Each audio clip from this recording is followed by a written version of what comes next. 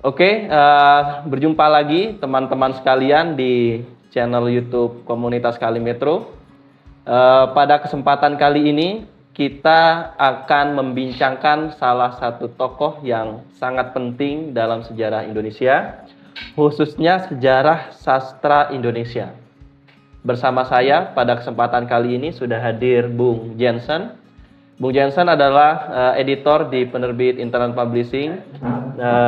Bung Jensen juga banyak membaca karya-karya sastra ya. Dan sebenarnya program ini diinisiasi sebagai tindak lanjut dari acara rutin yang kita selenggarakan secara tatap muka, yaitu Bincang Buku. Pada kesempatan sebelumnya kita sudah banyak membicarakan ke tokoh-tokoh sastra dan tokoh politik Indonesia. Sebelumnya kita membicarakan Pramudia Anantatur, kemudian Max Havelaar Multatuli, kemudian kita juga membincang Mangunwijaya.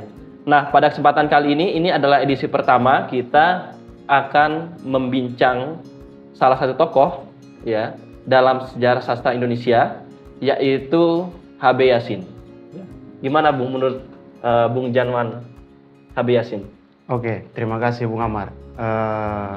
Berbicara tentang H.B. Yasin, penting kita melihat konteks masa mudanya gitu. Dia adalah seorang tokoh yang dilahirkan di Gorontalo yang kemudian merantau ke Jakarta. Nah, Hans Boege Yasin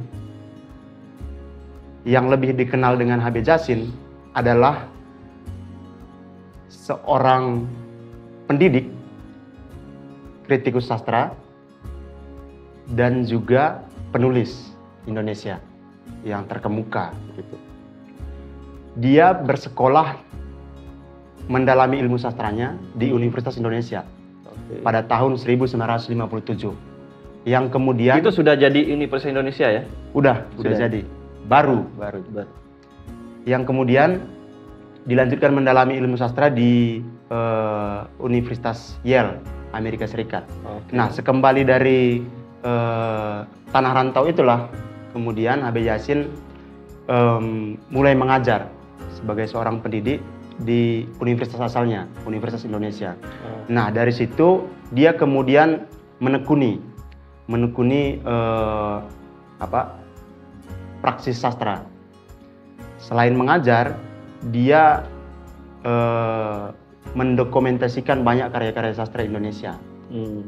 Nah, dari jasa-jasanya itu kemudian kita bisa melihat sampai sekarang ini ada banyak peninggalan karya sastra H.B. Yasin yang itu bisa dibaca oleh generasi kini.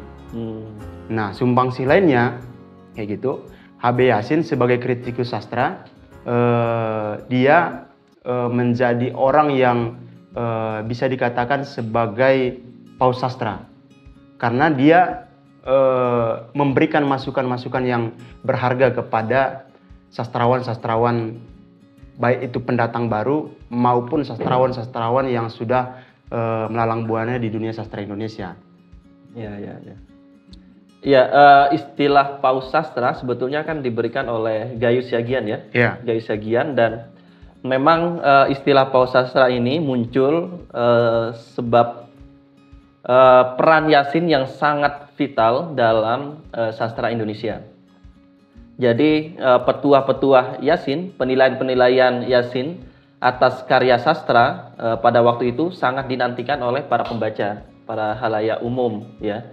Bahkan guyonannya ya, bahkan itu seseorang ya menjadi sastrawan itu perlu dalam tanda kutip dibaptis ya oleh H.B. Yasin melalui penilaian-penilaian ataupun kritik sastra yang dia buat.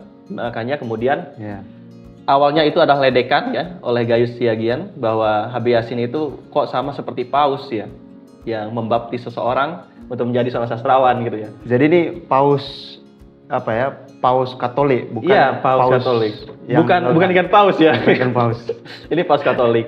Tapi ledekan itu akhirnya beneran. Maksudnya hampir kita tidak menemukan ya sosok yang sekarang ya, yang seperti Yasin gitu ya, yang kalau berbicara tentang satu tokoh, penilaian-penilaiannya sangat dinantikan, ditunggu, bahkan menjadi indikator bahkan ya untuk menilai seorang itu layak tidak untuk menyandang gelar sastrawan. Tapi terlepas dari apa yang disampaikan oleh Gayus Siagian itu ejekan atau sanjungan, bagi saya itu menjadi cermin seorang Habib Yasin adalah sosok yang otoritatif di dunia sastra. Iya. Kalau hari ini menurut Bung Jensen gimana ini? Ada nggak satu nama tokoh ya yang kita anggap bisalah disebut sebagai paus sastra? Saya kira sulit ya menandingi Habib Yasin yang benar-benar mendalami ilmu sastra dan tidak memihak di satu golongan gitu.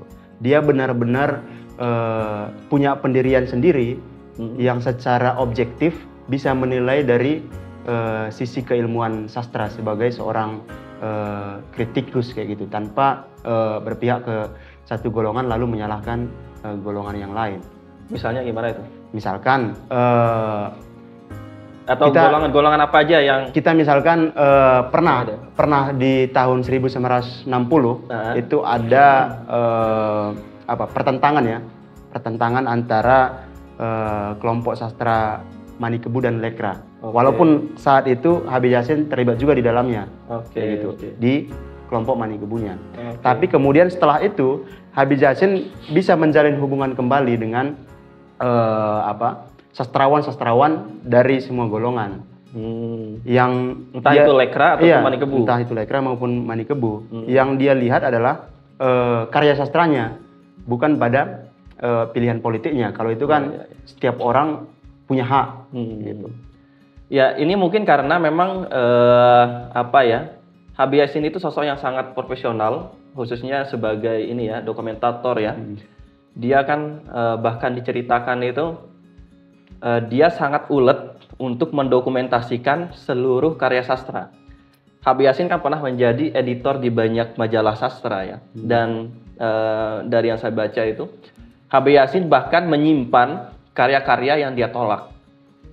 Jadi karya-karya yang dia tolak, yang tidak masuk kurasi gitu, tidak layak diterbitkan gitu, itu disimpan sama dia, diarsipkan. Karena bagi dia, kita tidak tahu kelak si penulis ini akan besar gitu.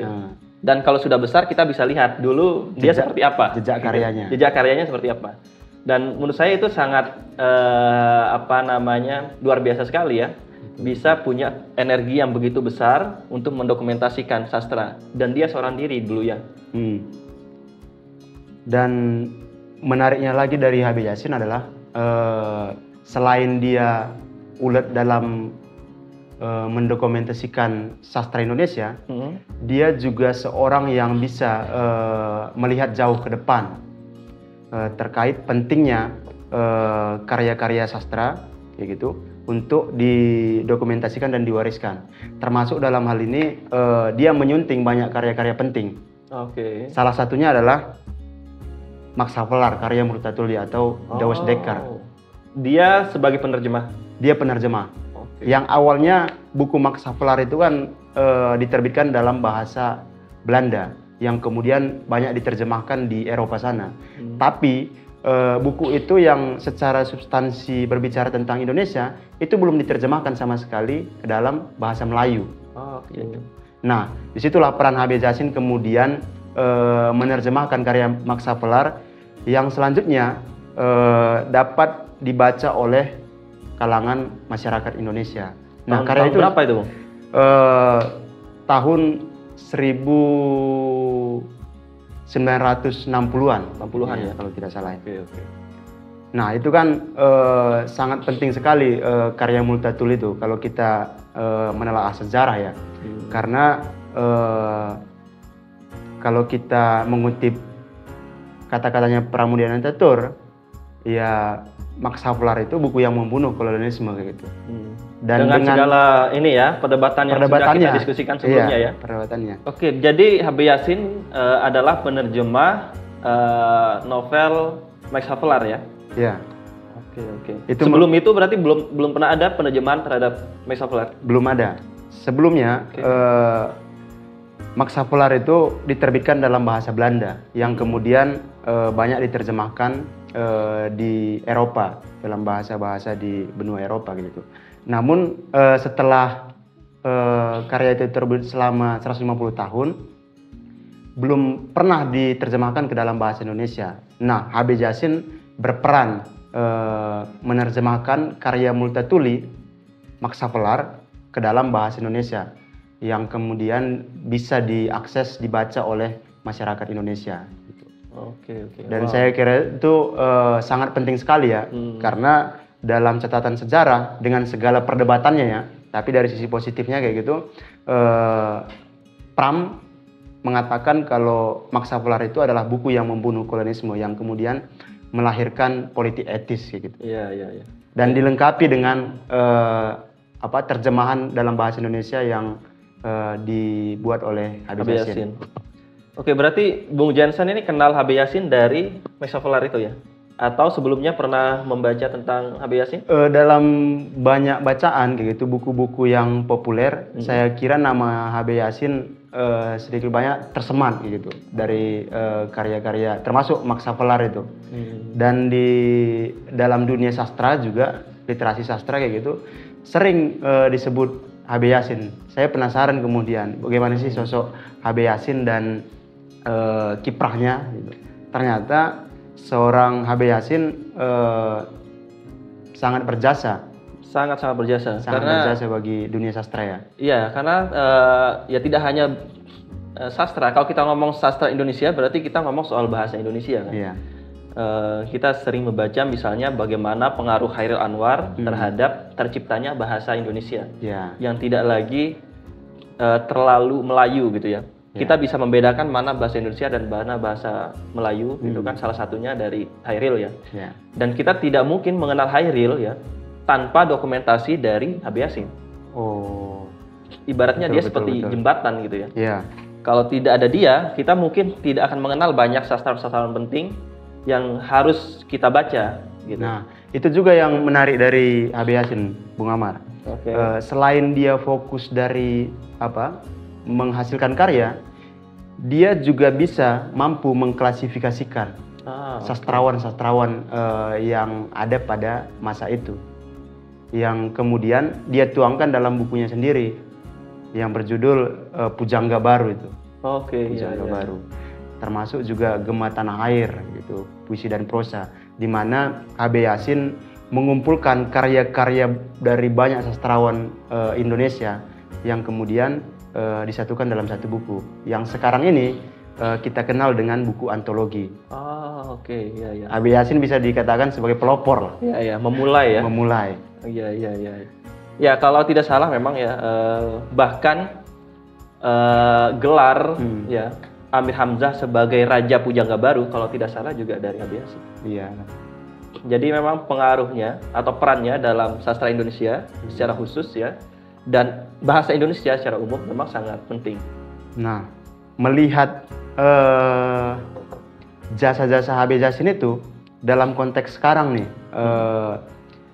ada isu kalau H.B. Jassin hendak diberikan gelar pahlawan nasional. Nah, menurut Bung Amar gimana nih? Apakah seorang dokumentator, seorang sastrawan kayak gitu layak diberikan gelar itu? Kalau menurut saya secara pribadi sangat layak, karena ya kita udah kebanyakan pahlawan yang ini ya membawa bambu runcing dan senapan ya. Kita butuh pahlawan-pahlawan lain yang bergerak di bidang-bidang lain gitu ya. Seperti bidang pendidikan kita ada Ki Hajar Dewantara, bidang politik ada siapa gitu ya. Ada Tan Malaka dan lain, dan bidang sastra saya pikir sosok H.B. Jassin sangat penting untuk kita usulkan sebagai pahlawan nasional. Karena tanpa kehadiran H.B. Jassin, kita tidak akan tahu apa saja sih yang terjadi dalam sastra Indonesia pada masa dulu. Siapa saja sih sastrawan-sastrawan yang memulai memulai bahasa Indonesia. Bahkan mungkin kalau tadi yang Bung Janwan sebut klasifikasi ada Pujangga Baru dan lain-lain itu, tanpa H.B. Jassin mungkin kita tidak tahu. kita tidak akan bisa membedakan gitu ya. Bahkan mungkin Amir Hamzah tidak akan dikenal kalau HB Yasin tidak ada. Saya pikir mungkin sangat penting karena dia menjadi jembatan bagi bahasa Indonesia yang modern. Iya, iya. Jadi gelar pahlawan itu tidak dibatasi hanya pada bidang politik saja ya. Benar sekali. Tetapi juga sumbangsi-sumbangsi lain seperti misalkan di literasi sastra kita. Ya, jangan bergerak di bidang pergerakan politik, itu kan sudah banyak ya. Militer juga sudah banyak sekali pahlawan-pahlawan kita. Nah, perlu ditengok, bidang-bidang lain. Salah satunya menurut saya sastra. Oke. Nah, ada satu, saya baca ya, saya lupa baca di mana, tapi ada satu hal kecil yang menurut saya sangat menarik tentang HB Yasin. Dia itu sangat ulet ya, tadi sudah kita sampaikan bagaimana gigihnya dia untuk mendokumentasikan karya-karya sastra pada masa itu. Salah satunya kan lewat mendokumentasikan karya-karya yang tidak lolos di majalah-majalah sastra yang diampu. Nah, salah satu hal yang kecil tapi menarik menurut saya adalah ternyata HB Yasin itu bahkan punya ya catatan Rendra yang ditulis di atas kertas rokok. Oh, ini memperlihatkan ininya ya, bagaimana gigihnya dia ya untuk mendokumentasikan hal-hal kecil itu. Bahkan tulisan Rendra yang ditulis di kertas rokok dia simpan. Itu dia dapat dari mana ya dia? Nah itu mungkin waktu ngopi-ngopi kan, lagi ngerokok sama Rendra, dilihat loh ini ada kertas apa gitu kan, diambil. Nah ini sangat menarik sih menurut saya. Dan ada satu kata HB Yasin itu yang terkenang ya, yang mendasari semangatnya mendokumentasikan karya-karya terdahulu kayak gitu, sekalipun itu kecil. Gitu. Karena bagi HB Yasin dengan jalan dokumentasi itu dapat memperpanjang ingatan, memperdalam dan memperluasnya kayak gitu. Nah, sehingga dalam mengerjakan kerja-kerja dokumentasi yang barangkali kalau kita lihat dalam arti sempit kayak gitu, itu merupakan kerja-kerja yang sangat melelahkan dan membosankan. Sangat membosankan bagi saya itu. Tapi karena HB Yasin punya nilai dalam melakukan kerja-kerja dokumentasi itu, dia melakukannya dengan riang dan gembira. Sehingga bertahun-tahun itu dilakukan, ya bahkan dalam tanpa putus. Situasi kekurangan katanya ya? Iya, bahkan dalam situasi kekurangan, pusat dokumentasi sastra HB Yasin sendiri itu masih dikontrak kayak gitu.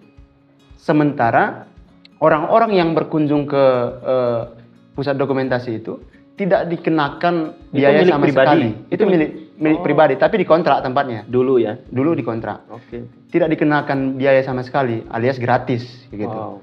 Nah, ini kan terus dapat uangnya dari mana? Cukup kontras. Jadi dia mendapat uangnya dari tulisan-tulisannya. Oh, kerja sebagai penulis, bukan dari gitu ya? Jasa dokumentasinya. Waduh. Itu benar-benar dia lakukan tanpa pamrih lah istilahnya. Yang barangkali sulit untuk menemuinya. Dengan kerja yang melelahkan, panjang, membosankan seperti itu, hasilnya diberikan secara cuma-cuma. Dengan semangat barangkali biar orang lain, masyarakat kayak gitu, bisa mengakses dengan mudah. Iya. Luar biasa ya. Dalam situasi yang serba kekurangan masih mendokumentasikan. Itu menjadi teladan. Teladan ya. Oke. Dan yang menarik dari HB Yasin itu adalah situasi kita hari ini ya.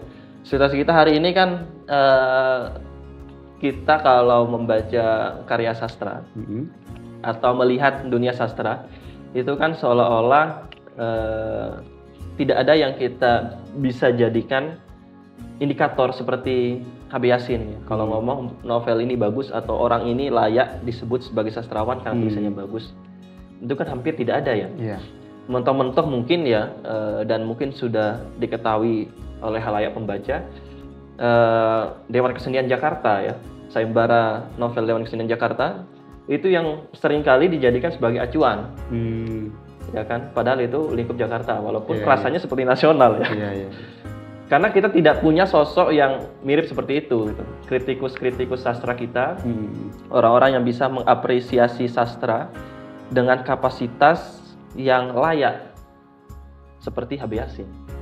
Tapi apakah kita membutuhkan seorang paus sastra yang bisa memberikan penilaian atau melahirkan sastrawan-sastrawan? Satu orang kayak gitu?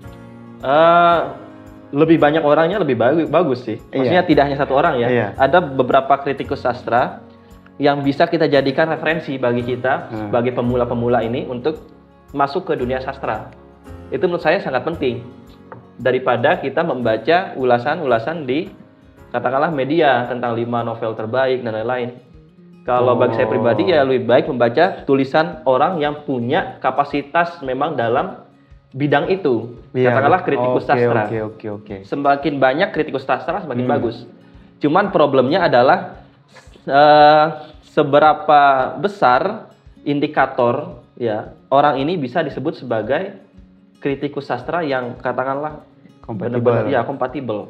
Oh, berarti yang di sini kita nilai adalah kapasitas H.B. Yasin yang dibutuhkan. Benar. Bukan menempatkan paus sastra atau penilaian sastra, indikator sastra pada satu orang gitu. Ya, dan menurut saya yang lebih penting bukan sosok H.B. Yasin sebagai paus sastranya, tapi kerja-kerja H.B. Yasin sebagai dokumentator ya, sebagai arsiparis, itu yang sangat penting. Misalnya, seberapa rutin atau ulet kita atau orang-orang yang bergerak di bidang sastra atau yang menjadi kurator lah ya di media-media yang memuat karya sastra itu untuk mendokumentasikan seperti H.B. Yasin misalnya karya-karya yang tidak layak bahkan didokumentasikan. Iya. Kalau kita sering mendengar cerita kan mungkin kalau ditolak sudah dibuang saja. Nah, H.B. Yasin tidak. Nah, kerja-kerja dan integritas seperti inilah menurut saya yang lebih penting ya untuk mendokumentasikan dan lain-lain. Saya kira teladan mendokumentasikan, mengarsipkan itu bisa juga dimulai dari seminar.co ya. Iya, promosi sedikit ya. Oke. Ya, apa lagi kira yang berkaitan dengan H.B. Yasin yang perlu kita berikan kepada pembaca ini? Kira sudah cukup ya. Sudah ya, kayaknya sudah cukup panjang. Oke, teman baca sekalian, itu obrolan berkaitan dengan Hans Bagu Yasin atau yang lebih kita kenal dengan H.B. Yasin. Ini adalah episode perdana kami untuk segmen baru ini. Kami akan berusaha untuk menyajikan pembicaraan seputar tokoh-tokoh penting, riwayat, tidak hanya di sastra, tapi juga di politik, di budaya, ekonomi, dan lain sebagainya. Dan peristiwa-peristiwa penting yang perlu teman-teman atau kita bersama ingat begitu. Dan mungkin nanti kita juga akan mengundang tokoh-tokoh penting yang kita anggap punya kapasitas lebih. Nah, minum dulu Bung Janwan. Ini khusus, ini ada sponsor khusus dari Kimas ya, air minum dalam kemasan Kimas air demineral. Wah, ini segar, hasilnya mantap. Ya, ini produk khusus dari Muhammadiyah Kota Malang. Dan kalau kita minum ini ada berkah-berkahnya lah ya.